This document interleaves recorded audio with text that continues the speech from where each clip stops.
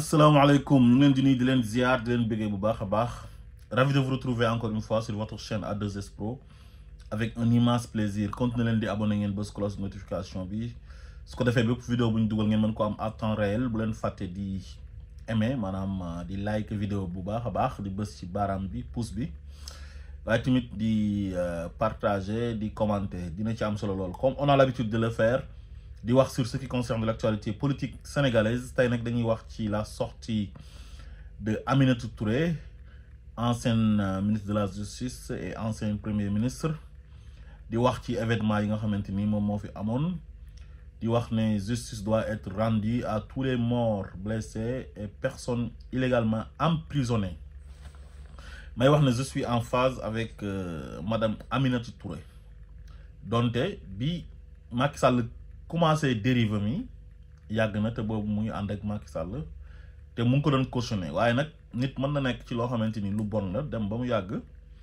mu xam ne lii mu nekk du lu baax daal di ciy génn. am na nag ñuy wax naan su nekkoon présidente assemblée nationale ku noonu ba léegi day d'accord ak Macky Sall ci li mu doon def waaye comme am na courage u génn rek te dem na ba mu yàgg mu soppeeku du dénoncer rek ñun dañuy rafet njort rek quoi parce que comme nit bu nekkoon ci lu bon ba mu yàgg mu xam ne lu bon li mu nekkoon baaxul mu daal di tuub génn ci kooku jaratul nga koy fàttali la nga xam ne daan naka def ci lu bon. Comme tuub na rek dañ koy ñaanal yàlla nangu tuubam ba pare te gën ko teg ci yoonu siratul mustaqim. Donc kaawu Aminata Touré man noonu rek laa ko gisee bokkuma ci ñi nga xamante ni dañoo radical de trop naan waaw nekkoon na fi temps yi Macky Sall doon def lu ko neex mu koy cautionné jotoon na fee tonton teg Ousmane Sonko yooyu yëpp c'est le passé jeex na rattrapé wu na dem na rejoindre coalition Diomaye ba ñu am ndam le 24 mars 2024. Donc xëy na bi mu nekkee ak Macky Sall am na yoo xam ne daaw ci rendre compte mais Macky Sall nag daf doon gën a raakaaju moom waaw nu mu doon gën di avancer rek da doon dem di gën a mbëkk miir beeg yooyu. Donc man dama d'accord ci li Aminata Touré wax lu tax ma d'accord ci mooy Macky Sall dañ ko jox suñu réew mu ànd ak ay bandi ay saay-saay di ñuy jaay doole maanaam ñun sénégalais yi ñun ñoo dajale suñu doole jox ko yóbbu ko palais jox ko avion jox ko caisse noire permettre ko muy nommer à tous les postes civils et militaires nekk chef suprême des armées nekk la clé de voûte de nos institutions ba pare di présider conseil supérieur de la magistrature nekk président bu am doole ba pare nag doole jooj ñu ko jox Macky Sall ëlbatiku di ñu ko jaay ndax ñàkk ngor ànd ak ñoo xamante ni ñoom ak moom ñoo yem parce que qui se ressemble s'assemble. ñi nga xam ne ñoom ñoo nuroo ñoom ñooy ànd ñi nga xam ne ñoo bokk bëgg-bëgg ak ñoo bokk gëm-gëm toujours ñoom ñooy ànd. léegi Macky Sall toog ne du am opposant moo xam opposant boo xam ne dafa amee parti politique di ko opposé moo xam journaliste boo xamante ni da koy critiquer Macky Sall ne loolu du fi amee moo xam activiste boo xam ne day taxaw di ko critiquer ne lu muy doxalee àndu ci Macky Sall ne loolu du fi amee daf lay wax ñëwal ma jox la poste kaay transhumé su fekkee politicien nga boo xam ne àndoo moom soo bañee mu dal sa kaw soo nangoo mu may la jàmm. yoroon na mbaalam daal di napp am na ñu bari ñoo xamante ni jaay nañ seen ngor parce que liñ doon wan sénégalais yi ak li am du benn gëmuñ dara poste lañ bëggoon jox na leen poste. am na ci ay politiciens yu fi nekkoon di xataraayu di wane ne ànduñu ak Macky Sall bi mu leen oowee dañoo mujj sax soppi seen attaques yi ñu doon def à l'encontre de Macky Sall di ko def ay taggaate maanaam ay nit yu ñàkk jom ñoo xam ne amuñ benn valeur amuñ benn vergogne. nga gis ko ci ay journalistes waaye tamit gis ko ci ay nit ñoo xam ne ay activistes lañ sax dem nañ ba mujj ànd ak Macky Sall wala ñuy oowee seen bopp activiste ak ñoo xam ne nee nañ ci société civile bi lañ nekk dañoo war a tëddee njaaxaanaay am na si ñoo xam ne Macky Sall mbaal na leen ci mbaalam gi. léegi kenn moo ko tëwoon mooy Ousmane Sonko il restait dans ses bottes Macky Sall def lu nekk mënul fexe ba xëcc ko ci wetam waaye tamit def na lu nekk pour éliminer ko affaire bi sottiwul Macky Sall bañ na du bàyyi dem ba passer à la vitesse supérieure mu jural Sénégal loo xam ne masu fee am su fekkoon dafa am ñu menacer l'intégrité du territoire su boobaa Sénégal buñ jógee di xeex am yu yàqu sax dañ naan c'est pour l'intérêt du pays, c'est pour défendre notre patrie. waaye yow nga nekk président de la République constitution bi ñu ne la il faut qu'il y ait une opposition nga ne kenn du ma opposé nga jàpp ci Karim Wade tëj éliminer ko ne ko doo bokk ci élection jàpp Khalifa Sall tëj éliminer ko ne ko doo bokk ci élection ñëw ci Ousmane Sonko ne di nga ko def la même chose fekk Ousmane Sonko moom préparé woon na loolu parce que il s'attendait à tout toog di la xaar en tant que président de la République mel ni moom buur la ne ku ko bëgg a opposé ba marka sonal dina dem uuti ay magistrats corrompus ay magistrats yoo xamante ni tekki wuñ dara jël leen ne leen kaay leen ñu songu benn adversaire politique ana magistrat ak politique ana magistrat ak jàppale président de la République pour mu éliminer nit illégalement te séparation de pouvoir am pouvoir exécutif pouvoir judiciaire ak pouvoir législatif yow nga waat ne di nga àtte yoon ñi ci nekk jullit yàlla wax leen ne leen yaa ayyuhal lazina amanu kunu qawamina bil qisti shuhadaa lillahi walaw ala anfusikum awil walidayni wal aqrabin àtte leen ngeen seedewoo yàlla ba pare def ko ci màndu même su fekkee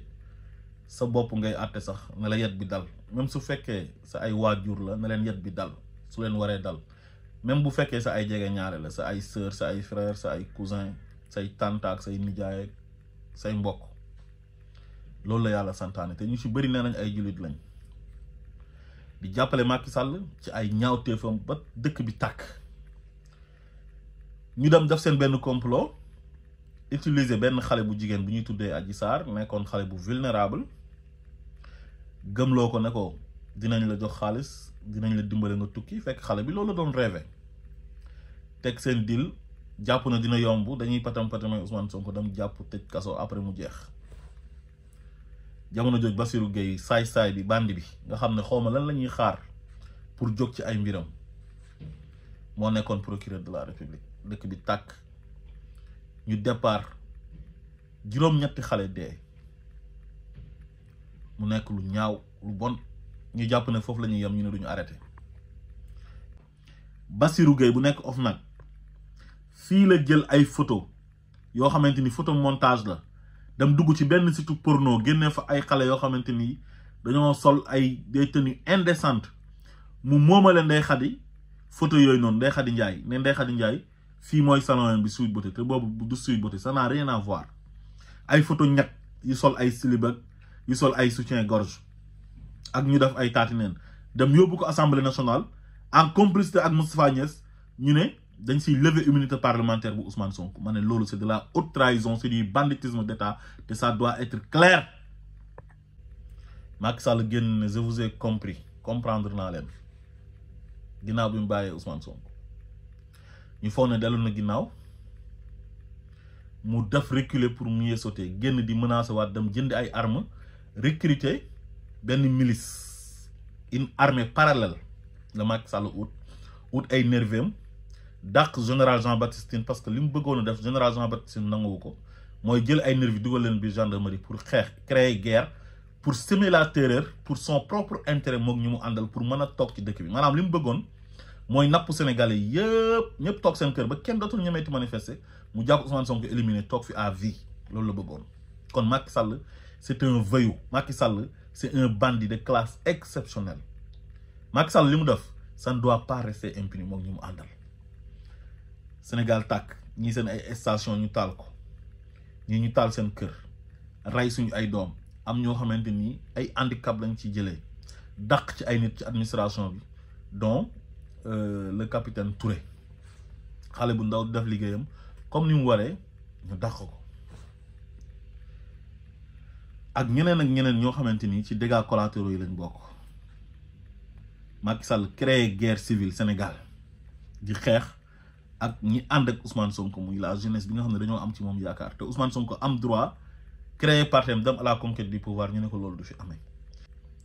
Ousmane Sonko ne ko li nga doon def muy yomb man duma la ko yombalal ne ko weddiwu ma ne di nga ma rey mais sa loxo dina tax deret comme ni nga éliminé woon Karim Wade mu yomb éliminé ko Khalifa Sall mu yomb ñëpp toog di la seetaan man duma la ko yombalal lu nekk xew fi mujj gi Macky Sall gën a rakkaaju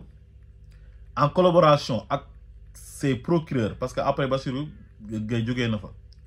mu indi Amadou Diouf jàpp fi ay nit jiñ leen rebelle jiñ leen ay terroriste ba pare génn def conférence de presse di ko wax te loolu ay fen la kon Amadou Diouf boobu noonu waratul nekk ci magistrature bi mook Bassirou Gueye ñeneen ak ñeneen dinaa ñëw ci ñoom ba ci Abdou Karim Diop il ne mérite plus de rester dans la magistrature. Antoine Diome génn def conférence de presse naan dafa am ay forces occultes Aïssata Tall Sall di ko ci jàppale lépp di ay fen ay kàcc loo xam ne ñoom ñoo ko def uniquement pour tiital sénégalais yi ñu toog seen kër ñu def lu ñu bëgg a def ba mën a toog ci nguur gi mooy jàpp Ousmane Sonko tëj ko prison fàtte ko fa mais sénégalais yi ne leen loolu du fi amee ñu dem ba mu yàgg Mame Mbaye Niang ne Ousmane Sonko daf ko diffamé procureur bi may wax Amadou Diouf dem dugg ci te yoonam nekku ci nee na moom day toppee Ousmane Sonko faux usage de faux da koy toppee recel de document administratif da koy toppee injure publique te loolu dara du ci dëgg ay fen la procureur de la république dafa war a nekk l'avocat du peuple mais pas muy faral le président de la république bay dugg ci ay mbiru politique mu jógee fa Abdou Karim Diop remplacé ko def conférence de presse indi ay vidéo montage teg ko projeté ko di tuumaal Ousmane Sonko ak waa Pastef di leen jiñ ay rebelle di leen jiñ ay terroriste naan dañoo collaborer ak ay entreprise terroriste di fen sénégalais yi loolu c'est de la haute trahison te loolu dara du ci dëgg loolu lu mu toog mook Ismaïla Madior Fall ñu waxtaanee ko ak Macky Sall pour jàpp Ousmane Sonko tëj ko ci kaso bi ba pare jàpp des milliers de jeunes sénégalais ay góor ak ay jigéen tëj leen ci kaso bi mook Mamadou Seck juge d'instruction Mamadou Seck Maham Diallo ñu recruter ko uniquement contre Ousmane Sonko mu jël benn dossier viol boo xamante ni du dëgg ay fen la ki nga xam ne moom mooy Alfousseynou Gueye di gynécologue bi nee na viol amut capitaine Touré bu doon def enquête bi nee na Adji Sarr dafay fen Ndeye Khady Ndiaye ak jëkkëram Ibrahima Coulibaly nee na Adji Sarr dafay fen Mama Ba mi nekkoon foofu nekk co-masseuse bi nee na Adji Sarr dafay fen képp koo xamante ni tey nekkoon nga ci entourage u Adji Sarr ak ñi ko doon enquête ak médecin gynécologue ba ak ñëpp nee nañ Adji Sarr waxul dëgg ñu indi Maham Diallo ne ko yóbbul Ousmane Sonko chambre criminelle ci ay fen en collaboration avec le procureur Abdou Karim Diop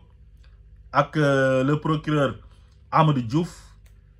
pour ñu yóbbu Ousmane Sonko ne dañ koy yóbbu chambre criminelle dëkk bi tàkk ay nit deeyaat procès Mame Mbaye Niang bu ñàkk fayda boobu tamit ay nit deewaat nañ ci di nga uy ju tribunal fii ngay jaar ak doo jaar fii doo jaar fële lu tax nit ñi di la topp loolu dañoo tooñ sénégalais yi te loolu dafa war a leer Macky Sall nekk fii di def ay remaniement judiciaire di calculer te lépp ngir Ousmane Sonko mais fan nga mës a gis a gum yow benn état di def ay calcul uniquement pour éliminer benn adversaire politique ba pare mobiliser état bi yëpp mobiliser institution yëpp di def sa ay calcul di def remaniement pour uniquement di calculer naan waaw bu demee première instance bu fa jógee il faut que ma jël kii yóbbu ko deuxième instance mooy cour d'appel il faut que ma jëlee kii cour d'appel yóbbu ko cour suprême pour mu kot ko foofu noonu mais loolu yàpp sénégalais yi la loolu yaa ngi ko teg yow ci tooñ ki nga koy def dafa la dara ngay utiliser doole sénégalais yi doole ji la sénégalais yi jox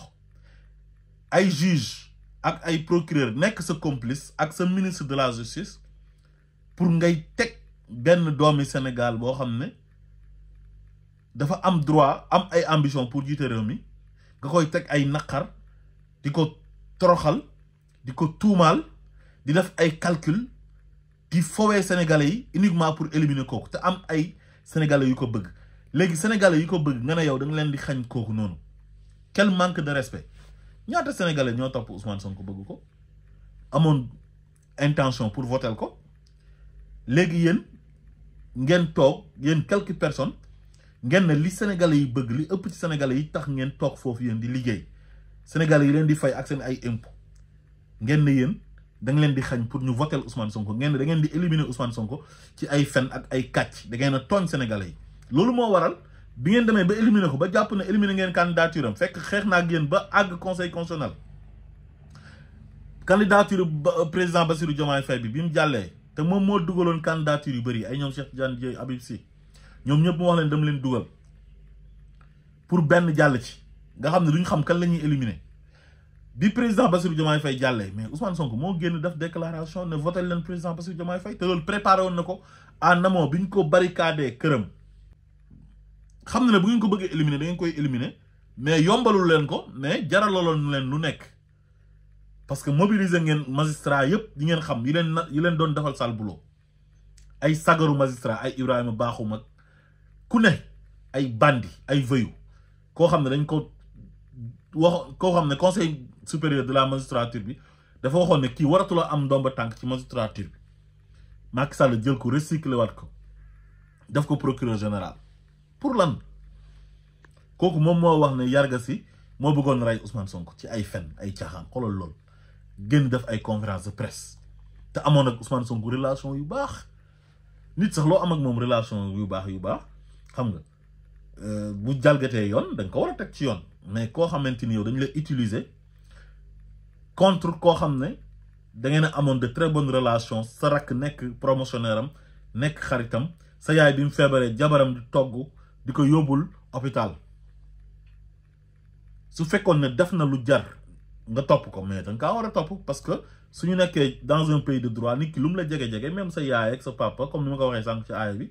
dangaa war a àtte yoon jaarale ko ci yoon mais yow ñu ñëw fekk la nga xaritoog nit ñu utiliser la pour nga acharné wu ci kaw kooku jalgati yoon jël code pénal bi sànni fële jël code de procédure pénale sànni fële di jalgati yoon loolu dafa yomb c'est trop facile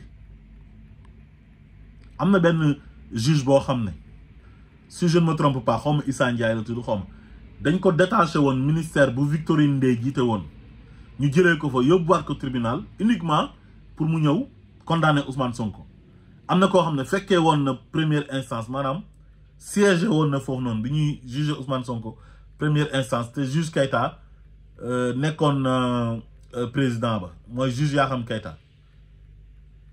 kooku dégg naa dafa ñëwaat bokkaat ci ñi ko doon àtte cour d'appel te loolu nee nañ yoon mayewu ko yoon mayewut loolu lépp ay vice de procédure ak forfaiture maa tey def lu ma neex tase kii bu demee élection day gagné te warul bokk di utiliser ñoom cendee la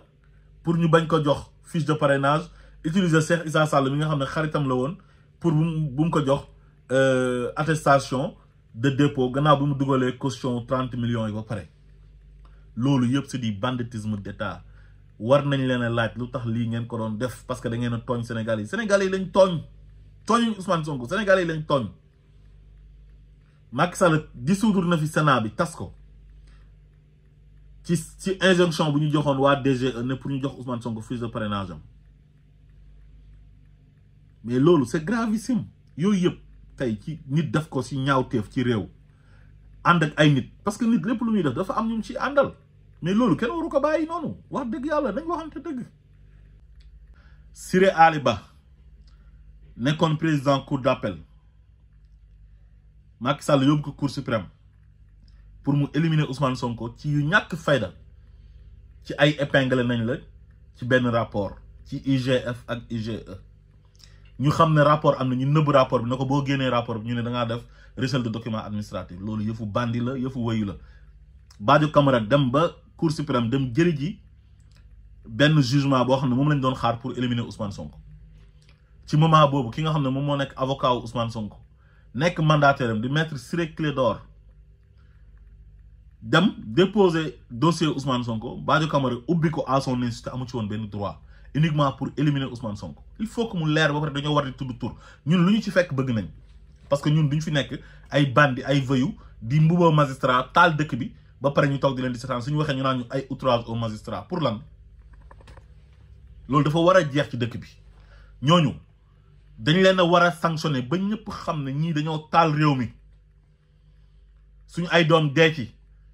am na ñoo xam ne bu ñu génnee kaso nekkatuñ góor dañoo yomb am ñoo xam ne am nañ ay handicap yoo xam ne à vie la am na ñoo xam ne sax dee nañ yàggul dara am na ko ci dee barki démb koo xam ne ay séquelles yu mu jëlee ci prison bi loolu moo ko rey waa léegi pour éliminer benn nit nga dem lëkkaloog ay bandi magistrat jël suñu ay doom des milliers de personnes dem entassé leen ci ay prison yow nga dem tëdd ak sa ay doom boo xëyee yóbbu leen école soo wàccee nekk ak sa njaboot nekk ci jàmm ba pare nga jël ay doomi jàmbur yi doon jàng école nga tëj leen kaso bi yàq seen jàng ñi nga yàq seen liggéey am ñoo xam ne bitim réew lañu nekkoon yore seen këyit war a renouveler ñu yàqal leen seen këyit parce que seen këyit jeex na ci diggante bi ñi amoon visa war a tukki am ay préinscription war a dem Canada France dem jàngi ñu jàpp leen yàq seen préinscription ci bànneexu bakkanu Macky Sall dama ne ñooñu ay bandi lañ ay voyous lañ ñoom ak Macky Sall ils doivent être sanctionnés loolu warul yomb moo tax lu Mimi Touré wax man dama cee ànd dañoo war a abroger li nga xam ne moom mooy loi d'amnistie bi loolu xam naa bala ñu ko am man nag il faut ñu dissoudre assemblée nationale bi ba am majorité soog ko def sénégalais yi li ñu bëgg mooy il faut que la justice soit faite parce que Macky Sall dafa abusé wu ci nguur gi ànd ak ay magistrat ànd ak ay nit ñu bon ay journaliste ak ay nit yu bon yu yées di koy jàppale ci ay ñaawteefam muy rey suñu ay doom comme ay weñ di jënd ay armes di recruter ay nervi ñuy dal ci kaw nit ñi ñi ànd ak moom di def lu leen neex di wax lu leen neex te du leen def dara ñii di rey nit ñii di trafiquer faux billets ñii di génn di menacer nit ñi di def lu leen neex Macky Sall dëgg ci tànkam ay ñoo xam ne ànduñoo ak moom dañuy toog bind benn post ci Facebook wala ñu wax seen xalaat ci réseaux sociaux yi ñu fekk leen seen kër gendarmerie ak police ñëw agressé leen humilier leen dem jàpp leen tëj rey nañ fi Didier Badji ci enquête interne de la gendarmerie rey xaritam Fulbert Sambou parce que xam nañ ne bu ñu rey Didier Badji bàyyi Fulbert Sambou dañuy weeru parce que ñoom ñaar ils étaient inséparables ay xarit lañ kenn ki nekk ci armée bi kenn ki nekk gendarmerie François Manka bu ñu arrêté ko di ko laaj naan ko da ngaa am ay lien ak Ousmane Sonko torturé ko sûreté urbaine ñi ànd ak commissaire Sankara torturé ko ba mu dee loolu dafa war a leer Didier Badji jabaram bi daf ko xalaat misère ko ba dee naqar moo ko rey loolu dafa war a leer naññi magistrat yi doon jàpp suñu doom yi di leen tëj ku ci mel ni Mamadou Seck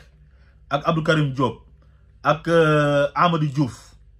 ñooñu war nañoo wax sénégalais yi lan moo tax ñu doon tëj nit ñi nga xam ne dañ leen jàppee flagrant délit te du flagrant délit ay fen la normalement su nekkoon flagrant délit la war nañ leen àtte flagrant délit wax leen ñu leen di tëj su dee 2 weer wala 2 weer ñu bàyyi leen ñu dem seen yoon mais jàpp ay doomi jàmbur ci ay fen ay caaxaan tuumaal leen ba pare tëj leen ci kaso bi pendant des mois am ñoo xam ne def nañ fa at nga toog ba mu yàgg nga bàyyi leen ne leen defu leen dara loolu c'est du banditisme d'État c'est du banditisme judiciaire dafa war a leer am na ñoo xam ne ñu ngi leen doon torturer ci commissariat yi am na ñoo xam ne ñu ngi leen doon torturer ci brigade de gendarmerie yi naan leen ay Ousmane Sonko ngeen àndal di leen saaga di leen wax yi ñaaw mu mel ni dictature lañ installé woon mel ni Ousmane Sonko amutoon benn droit mel ni Sénégalais yi amuñu woon benn droit pour ànd ak Ousmane Sonko loolu yëpp war na am ay enquête Pape Ablaye Touré fii lañ ko téye di ko torturer kenn xamul fan lay mujjee ëllëg temps yi rek daan waatoon na fi feebar ñu ne Pape Malick Ndour moo yónni ay nervi pour ñu torturer ko loolu tamit dafa war a leer Anita Diop mu fi nekkoon di jàppalu ay doomi jàmbur di oo police na leen jàppaleen diw Anita du policier Anita du gendarme du procureur en complicité ak ay vrai gendarme ak ay vrai policier ak procureur de la république ñu jàpp ay doomi jàmbur Bah Diakhaté ak Anita Diop di leen signaler na leen jàppaleen diw parce que da doon manifester kenn amul droit manifester même bu fekkoon da doon manifester kenn amul droit jàpp ko parce que manifestation c'est un droit fondamental c'est un droit constitutionnel loolu yëpp war na leer naññ am na ay policiers yoo xam ne nee nañ dañoo jëloon ay cocktail molotov teg ko ci commissariat yi surtout commissariat central ak ay gendarme yoo xam dañ koy teg ci brigade de gendarmerie yi ku ñëw ñu photo la ak cocktail molotov bi coller le motif jël sa PV fen ci ba doyal taxal la lu leen neex yóbbu la ci procureur ne kii moo def lii te dafoo dara mosoo gis cocktail molotov. kon loolu dafa war a leer dëkk mënoo cee nekk di def ay ñaawteef ay nit dee ci nga tax ay nit ñàkk ci seen alal ay nit jëlee ci ay handicap ay nit ñàkk ci seen liggéey benn groupuscule de personnes pour seen bànneexu bakkan Sénégal tàkk ay banque ñu toj ko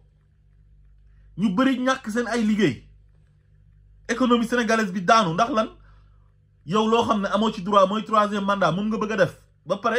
suñ la bàyyiwoon nga def ko ngay continuer changer constitution bi pour nekk président à vie mu jaral la ngay rey ay doomu sénégalais illégalement képp ko àndoon ak Macky Sall moo xam magistrat nga moo xam politicien nga koo mën a doon moo xam gendarme moo xam policier